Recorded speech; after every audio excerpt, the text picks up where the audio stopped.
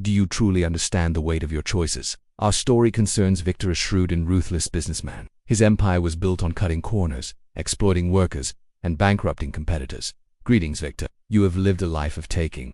Now, you will learn the true cost of what you extract. He reveled in his cunning, believing himself untouchable. One night he awoke, not in his lavish bed, but in absolute darkness, the air cold and metallic. A low, mechanical voice filled the space, tinny and distorted, as if speaking through an old radio. A single, weak light flickered on, revealing Victor's predicament. He was strapped to a cold metal table, his arms and legs bound. She was a single mother, struggling to pay medical bills for her sick child. Victor had fired her without cause, days before her benefits would kick in, simply to avoid a payout. A sharp pain shot through his arm as his own blood began to flow into the reservoir. He pumped again and again, the pain intensifying with each squirt. He watched his blood fill the marks. 1,000, 2,000, 10,000. He remembered Sarah's desperation, her pleas. He had simply dismissed her.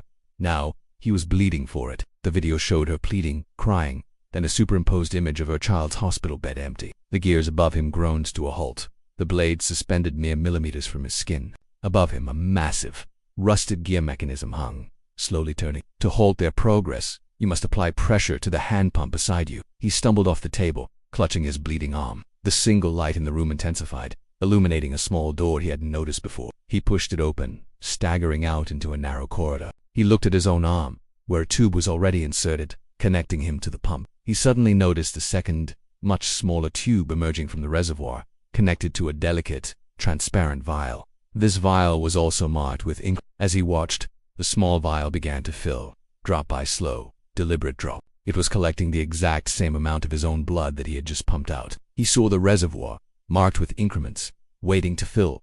Every pump extracts from a reservoir. That reservoir contains the precise volume of blood you caused Sarah to lose financially by denying her child's treatment. 1 pint of blood equals $1,000 of her lost future. The blades stop only when the debt is paid. Attached to the gears were dozens of sharp, serrated blades, currently inches from his chest. On a small monitor beside him, a video began to play. It showed his former assistant Sarah. The mechanical voice returned.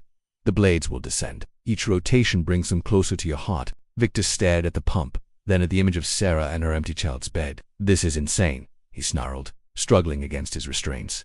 The blades above him lowered a fraction. Begin, Victor, the voice commanded, devoid of emotion, or the gears will continue their spin. He had no choice. With a trembling hand, Victor grasped the pump. He squeezed. He pumped until his vision blurred, until his arm felt numb, until the reservoir showed the full, agonizing amount he had taken from her. The voice returned, its tone unchanged. Debt paid. Lesson learned. The straps holding him released. Victor gasped for air, weak and lightheaded but alive. He looked back at the chamber, at the bloodied reservoir, and then the mechanical voice filled the corridor. Closer now, chillingly calm. Congratulations, Victor. You have proven yourself worthy. You have provided the primary ingredient for our next experiment.